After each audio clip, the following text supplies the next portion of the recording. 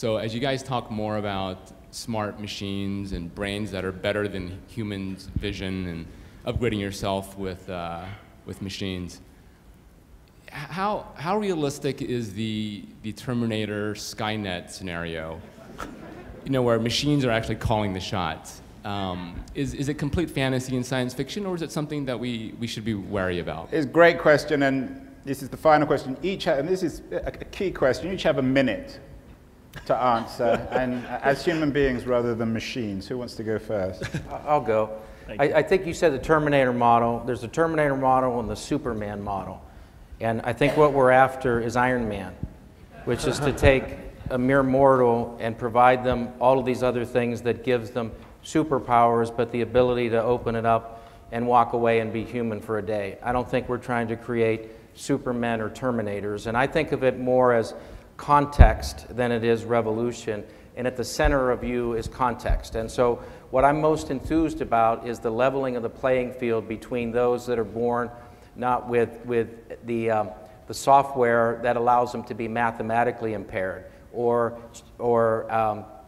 impaired language-wise. The flattening that occurs as a result of that will put us on a new level of consciousness. I think that it will get us to be better people. So I look at it as an enabler that's going to make the place better.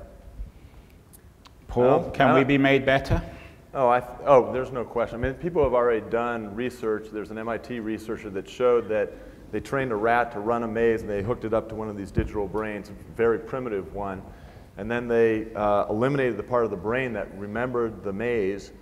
Without the digital brain connected, it couldn't run the maze. They reconnected the digital brain, and it could run the maze again. So the future's already here in terms of that kind of stuff. Now, it's not sophisticated enough. It's not something that you would do to yourself anytime soon. I tried that last week. It hurts. Yeah. I mean, you don't really like people drilling holes in your head. You know, it's just not that good. But no, but seriously, I think the sky's the limit, really. Now, whether machines become self-aware and the singularity happens, I mean, that's a pretty deep topic, and probably I can't do it much justice in a minute. But anyways, it's... well, you can try. Talk about consciousness and all that stuff, I think maybe we'll hold that for another panel. Well, maybe you'll be available afterwards to talk about consciousness. Hans, so one writer very famously said, the future is already here, it's just not very equally distributed. How are you going to, in terms of this question, perhaps you might sum up this panel, because we've talked about a lot of these issues, but how are we going to distribute technology, both literally and metaphorically, more equally? I think that one of the great things with our industry is, of course, that we have created standards, technology. We use the same sort of technology all around the world. That brings down the cost enormously, and that's why this technology, and that's why it's 7 billion mobile subscriptions today, because whatever phone you have here today could work in any country in the world. And that's just amazing, and sometimes we don't realize that we have done that.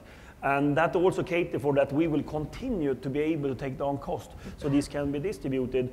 And as this infrastructure also becomes more and more important for the development of countries, I spend more and more time with governments all around the world to tell them that, hey, it's great to have spectrum and broadband, but also what type of services you as a country are going to have. Mobile health, mobile education, in order to develop your country. That's going to be a key to the future. And I think that we don't want to create any terminates or whatever, but efficiency, getting better spread of richness and wellness and health all around the world can be helped by technology, will not be solved.